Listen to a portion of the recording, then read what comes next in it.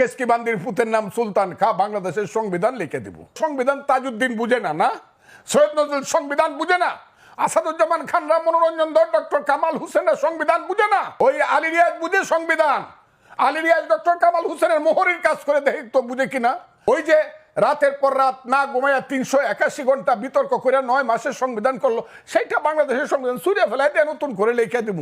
Election করো, মেম্বারের vote পায় দেখাও, আমি মেম্বার যে 2500 ভোট পায় মেম্বার হয় ইউনিয়ন পরিষদে, আমি সেই ভোটটা পাইছি।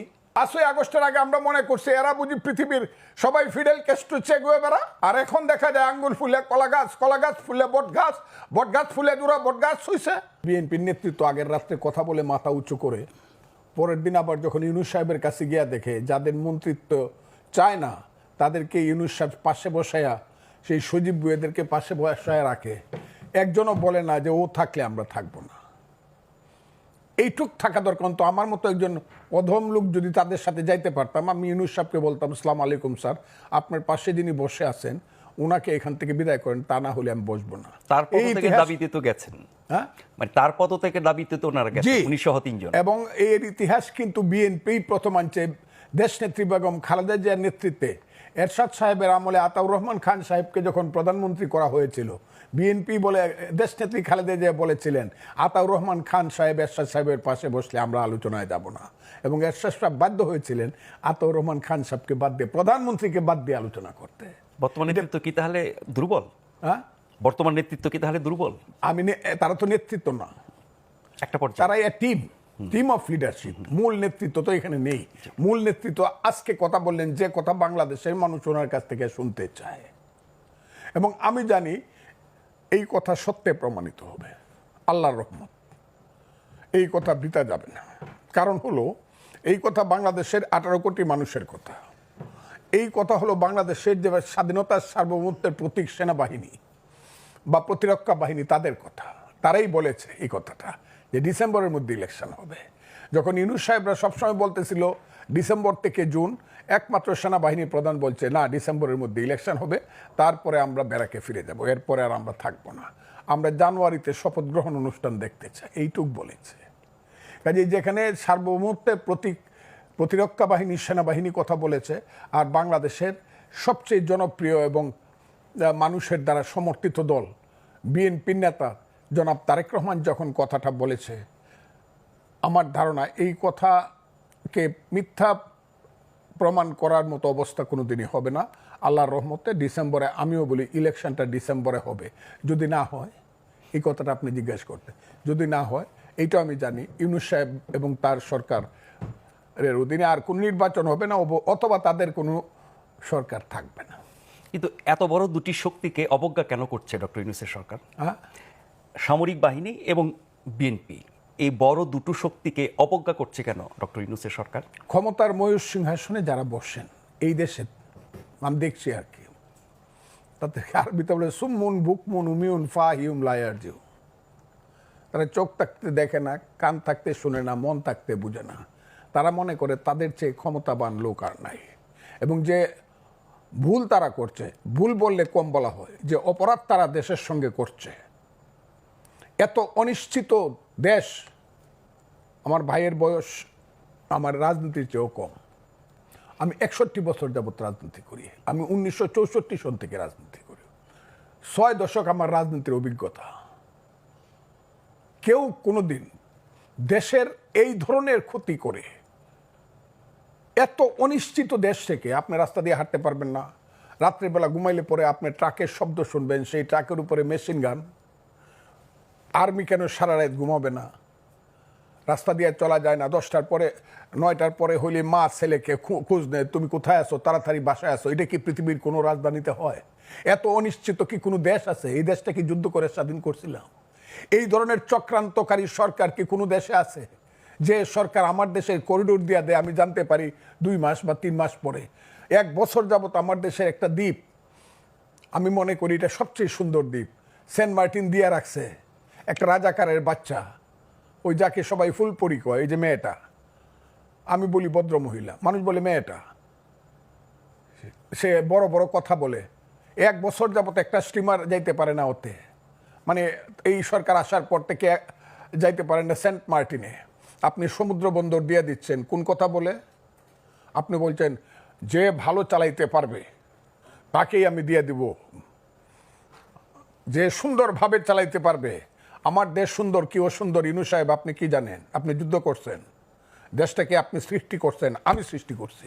যারা সৃষ্টি করছে তাদের সঙ্গে আমি ছিলাম। ওই যে ইকবাল হল থেকে সবচেয়ে বেশি ছাত্র নেতৃত্ব হয়েছে মুক্তিযুদ্ধ আমি ছিলাম। আমি দেখছি সিরাজুল আলম খানদেরকে দেখছি, তাদের নেতা বঙ্গবন্ধু শেখ মুজিবুর রহমান কিভাবে 32 নম্বরের দোতলা থেকে আঙ্গুল তুলে কথা বলতো মার্চ মাসে, সেটা আমি দেখছি। কিভাবে পতাকা হয়েছে, স্বাধীনতার গান হয়েছে, এটা কি বলে আমাদের যে জাতীয় সঙ্গীত হয়েছে, সব দেখছি। জাহিদুর রহিম কিভাবে 2টা গান পাশাপাশি গাইছে, সিরাজুল আলম খান এই 4 নেতার সামনে বৈশা জাহিদ ভাই গানটা গানতো আমার সোনার বাংলা আমি তোমায় ভালোবাসি। জাহিদ ভাই ওই গানটা গানতো ধনধান্যে পুষ্পে ভরা আমাদেরই বসুন্ধরা। ইকবাল হলের অতে বৈশা গেস্ট রুমে বৈশা সবাই বললো যে এই গানটা আমাদের পছন্দ হয়েছে, কারণ 2টা গানই পছন্দের, কিন্তু যেহেতু ওইটা হলো বিশ্বকবির গান, নোবেলে আমরা পছন্দ করলাম, এই গানটা বঙ্গবন্ধু জিনিসটা চয়েস করলেন। কথাগুলো খুব বুঝবেন। সেই দেশ যুদ্ধ করে স্বাধীন করছি আমার মা, মুক্তিযুদ্ধ আমার মা, মায়ের পেট থেকে আমার দেশ বেরিয়েছে। সেই মাকে আপনি বলেন আমি শাড়ি দিতে পারি না, হইতে পারে পুরান শাড়ি পরে আমার মা, আমার মাকে আমি ভালোভাবে 3 বেলা খাবার দিতে পারি না, ঔষধ দিতে পারি না আমার মা। আপনি বুঝে আইসা বলবেন এই তোর মারে জমিদারের কাছে বিয়ে দিয়ে দিই, তাইলে সুন্দর বেনারসি শাড়ি পরতে পারবে, সেই মাকে আমি দিয়ে দিব? আমার চট্টগ্রাম বন্দর দিয়ে দিলে বাংলাদেশ থাকে? আমার কান্না আসে। ওনারা আসবে না ওইভাবে, কারণ আমি যুদ্ধ করে দেশ স্বাধীন করছি। চট্টগ্রাম বন্দর দিয়ে দিলে বাংলাদেশ থাকে কি? আপনি করিডোর দিয়ে দিতে চান, আমরা বুঝি না? আমরা বুঝি না বার্মার থেকে কালকে কি করে আমার দেশের রাষ্ট্রদূতকে বের করে দেওয়া হয়েছে কেন? ও এরা আমাদের বন্ধু রয়েছে এখনো। আমি ইউনুস সাহেব বা ইউনুস সাহেবের এইসব ধরনের ওই যে পান্ডা পুন্ডা ছেলে পেলে আমি ফজলুর রহমান, আমি বুঝি না চীনের সঙ্গে আমার সম্পর্ক কোথায় যাবে, বার্মার সম্পর্ক আমার কোথায় যাবে। ওই জায়গাটা যে একটা গাজা উপত্যকা হবে, লেবানন হবে চিরদিনের জন্য, রাতে ঘুমাইলে পরে বোমার আওয়াজ হবে, আমি এটা বুঝি না, নাপাম বোমার আওয়াজ হবে, মেশিন গানের আওয়াজ হবে। ওই যে গাজা উপত্যকা আজকে দেখলাম 36,000 মানুষ একসাথে মারা গেছে। আমার দেশটাকে ইউনুস সাহেব নিতে চান কোথায়? দিব না আমার দেশ, আমি না খাইয়ে থাকবো। আমার দেশ যেভাবে পারি আমি বাঙালি জাতি বাংলাদেশের মন চালাবো। আপনি দিয়ে দেওয়ার কে? কে আপনি দিয়ে দেওয়ার? কে আপনাকে রাইট দিছে বাংলাদেশটাকে আপনি দিয়ে দিবেন বন্ধক? কেন দিবেন আপনি? কোন রাজনৈতিক দলের জিজ্ঞাসা করার প্রয়োজন মনে করলেন না, এমনকি জানানোরও মনে করলেন না। এখন আবার অস্বীকার করেন। কে খলিলুর রহমান বাংলাদেশের? আমি তো বললাম, আমি ওই দিনও বলছি আজকেও বলি, ফজলুর রহমান যাকে চিনে না সে বাংলাদেশের নিরাপত্তা বাহিনীর লিডার হয় কেমনে? প্রতিরক্ষা বাহিনীর সে মন্ত্রী হয় কেমনে? দায়িত্ববান লোক হয় খলিলুর রহমান। ইতিহাস তো আমি দেখি 2001 সালে তারা কি ছিল, একটা প্রাইভেট সেক্রেটারি ছিল। ওই প্রাইভেট সেক্রেটারি বাম হাতের নিচে থাকে রাজনীতিবিদের। গেঞ্জি যত দামি হোক কেউ শার্টের উপরে পড়ে না, আমলা যত বড়ই হোক রাজনীতিবিদের চেয়ে সে বড় না। আপনি ওই 11টা মানুষকে আনছেন আপনি মার্কিন নাগরিক হিসাবে, বিদেশি নাগরিক। আমি এদেরকে বলি 1757 সালের রবার্ট ক্লাইভ। সেই রবার্ট ক্লাইভ সাদা ছিল, এরা হইল কালো রবার্ট ক্লাইভ। এদেরকে দিয়ে আপনি আমার দেশের সংবিধান বদল করবেন? যে সংবিধান 30 লক্ষ লোকের রক্তের আকরে লেখা সংবিধান, ও সংবিধান তাজউদ্দিন বুঝে না, না সৈয়দ নজরুল সংবিধান বুঝে না, আসাদুজ্জামান খানরা, মনোরঞ্জন ধর, ডক্টর কামাল হোসেনরা সংবিধান বুঝে না। ওই আলী রিয়াজ বুঝে সংবিধান। আলী রিয়াজ ডক্টর কামাল হোসেনের মোহরের কাজ করে দেখি তো বুঝে কিনা, ডিক্টেশন নিতে পারে কিনা। ওই যে রাতের পর রাত না ঘুমাইয়া 381 ঘন্টা বিতর্ক করে 9 মাসের সংবিধান করলো, সেইটা বাংলাদেশের সংবিধান সুরে ফেলাই দিয়ে নতুন করে লিখে দিব। কেসকি বান্দির পুতের নাম সুলতান খা, বাংলাদেশের সংবিধান লিখে দিব। আমার তো সহ্য হয় না। এরা কারা? ইলেকশন করো, মেম্বারের ভোট পায়ে দেখাও যে আমি মেম্বার যে 2,500 ভোট পায়ে মেম্বার হয় ইউনিয়ন পরিষদে, আমি সেই ভোটটা পাইছি, দেখাও। বাপের বেটা হইলে গোপনে করো কেন? সকালবেলা একরকম কও, বিকালবেলা আরেক রকম কও, অন্ধকারে রাখো, মানুষকে মুনাফেকের মতো বিশ্বাসঘাতকতা করো, ছোট ছোট বাচ্চাদেরকে দিয়ে চিলড্রেন পার্টি করাও, আর মাথার মধ্যে হাত দিয়ে বলো তোমরা হবা বাংলাদেশের নেতা, ছাত্র তরুণরা বাংলাদেশ চালাবে। সেই ছাত্র তরুণ 9-এ পড়ে, 10-এ পড়ে, মেট্রিক পাস করছে, সে যদি দেশ চালায় তাহলে তো আমি ফজলুর রহমান 70 ঊর্ধ্ব ব্যক্তি গিয়ে আমার গিয়ে ক্লাস 9-এ ভর্তি হতে হবে। ওই গোলাম মোরার ননির গিয়ে আইএ ফার্স্ট ইয়ারে ভর্তি হইতে হবে, না তো স্কুল কলেজ সব বন্ধ হয়ে যাবে। সমস্ত ছাত্ররা এখন ইউনো অফিসে গিয়া, ডিসি অফিসে গিয়া, বিভিন্ন মানে ওয়াটার বোর্ডের অফিসে গিয়া বৈশা থাকে, সচিবালয়ে গিয়ে বৈশা থাকে, ডিসি কিভাবে পরিবর্তন করা যায়, কাম কিভাবে নেওয়া যায়, প্লট কিভাবে নেওয়া যায়। এর জন্য এই দেশটা আমরা সৃষ্টি করছিলাম। আমার দেশের সমস্ত তারুণ্য ধ্বংস হয়ে যাচ্ছে। এক একটা ছেলে 5ই আগস্টের আগে আমরা মনে করছি এরা বুঝি পৃথিবীর সবাই ফিডেল কেস্টু চে গুয়েভারা, আর এখন দেখা যায় আঙ্গুল ফুলে কলা গাছ, কলা গাছ ফুলে বট গাছ, বট গাছ ফুলে দুরা বট গাছ হইছে। ঘর আছে দর নাই, মানুষ আছে রাও নাই, বাড়িতে একটা ঘর নাই, দরজা নাই, সেই সব ছেলেগুলা বিমানে যায় বাড়িতে। এগুলো আমরা দেখি, আমি দেখার দরকার নেই, মানুষ দেখে এগুলা। যাদের পিছনে এক সময় 7 লক্ষ লোক মিছিল করে আসতো, তাদের পিছনে এখন 700 লোক যায় না, 150 লোক হয় না 3 দিন মাইক মারলে পরে। তাদের সাথে আবার ইউনুস সাহেব গিয়া মিটিং করে প্রথম, এনসিপি পার্টি প্রথম, আর এদের পিছনে বিএনপি যায়। আমি তারেক রহমান সাহেবকে বলবো, আপনি আমাদের নেতা, বাংলাদেশের নেতা, আমি বিএনপিকে বলবো এনসিপি যেখানে বসবে আগে তারা রেজিস্ট্রেশন করে আসুক, তারপরে আপনারা গিয়ে বসবেন। তা না হলে বসলে পরে আমাদের অপমান হয়, বাংলাদেশের মানুষের অপমান হয়। এনসিপি কে? কোথায় আছে এনসিপি? বাংলাদেশে ঢাকা শহরে কিছু ছেলে পেলে বাদ দিলে এই দেশটাকে একটা চক্রান্তের মধ্যে ফেলে দিয়ে গণতন্ত্রকে হত্যা করা হচ্ছে। এই দেশটাকে একটা চক্রান্তের মধ্যে ফেলে দিয়ে এই দেশের সমস্ত মানুষের মানবাধিকারকে হত্যা করা হচ্ছে।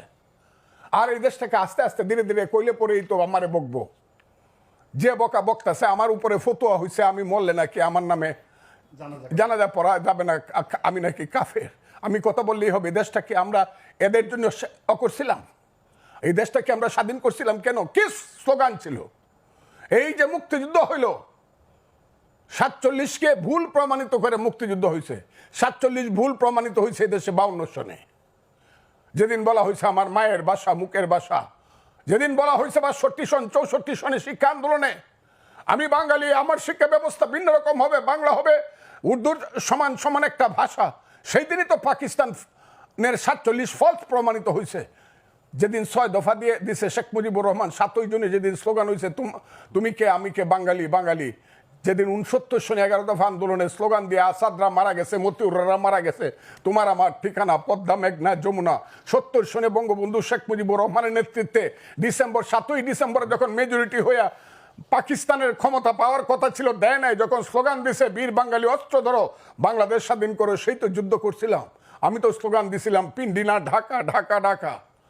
আমি তো স্লোগান দিছিলাম পাঞ্জাব না বাংলা, বাংলা বাংলা। সেই যে বাংলা, কোন বাংলা? সেই বাংলা হলো গণতন্ত্রের বাংলা। গণতন্ত্রের জন্য দেশে যুদ্ধ হয়েছিল। ইউনুস সাহেব বুঝেন, আপনি অনেক বড় মাপের মানুষ, আপনি আমার চেয়ে 10 বছরের বড়, আপনাকে আমি এমনি ব্যক্তিগতভাবে সিলিউট করি, কিন্তু আপনি কি বুঝেন গণতন্ত্র কাহাকে বলে, ইহা কত প্রকার কি কি? আমরা যখন যুদ্ধ করি বাংকারে থেকে থেকে পাঞ্জাবির বুকে যখন ট্রিগার টিপি, পাশের ছেলেটা যখন গুলি খায়া পাশাত উপরে উঠে বলে মামা,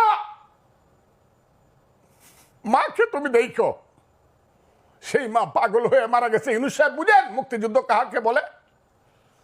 সেই মুক্তিযুদ্ধ করে লাখ লাখ লোক শহীদ হয়েছে। আমি যে ক্যাম্পে ছিলাম, মইলাম ক্যাম্প, বালাট ক্যাম্প, মেঘালয়ে, সেই মইলাম ক্যাম্পে 50,000 শিশু এবং নারী মারা গেছে। অনেকে চ্যালেঞ্জ করে 3 লাখ লোক পায়, আরে 3 লাখ না, 7 লাখ লোক তো মারা গেছে শুধু শুধু শরণার্থী ক্যাম্পে। একটা যুদ্ধে খুলনাতে 18,000 লোক একদিনে মারা গেছে। এটা 8ই ডিসেম্বর। কাজে আমি আপনাদেরকে, দেশটাকে রক্তের সাগরে দেশ হয়েছে, এইটাকে নিয়ে এত খেলাধুলা করা উচিত না। এখনো মুক্তিযোদ্ধারা জীবিত আছে। এটাকে, এই মুক্তিযুদ্ধের বিরুদ্ধে যারা স্লোগান দেয় তারা মহাপাপী, তারা আলবদর রাজাকার এবং তাদের সন্তান। এখন দেশটাকে সেই দিকে নেওয়ার চেষ্টা করছে। এক বড় মৌলানা দেখলাম বক্তৃতা করছে, পৃথিবীর শ্রেষ্ঠ দেশ নাকি আফগানিস্তান। আমি মৌলানার নামটা বলতে চাই না, বলতে পারি। আমার কাছে মনে হয়েছে আরে বাংলাদেশ, এটা নাকি আফগানিস্তান বানাইতে চায় উনি, যে আফগানিস্তানকে লিগেল জাতিসংঘের 212টা দেশের একটা দেশ স্বীকৃতি দেয় না, যেখানে 1/3 মানুষ রাতের বেলায় না খায় থাকে। সেই আফগানিস্তান বানানোর জন্য, সেই সাম্প্রদায়িক এবং মৌলবাদী দেশ বানানোর জন্য আমার দেশে প্রত্যেক শুক্রবারে মসজিদ থেকে মিছিল বের হয়।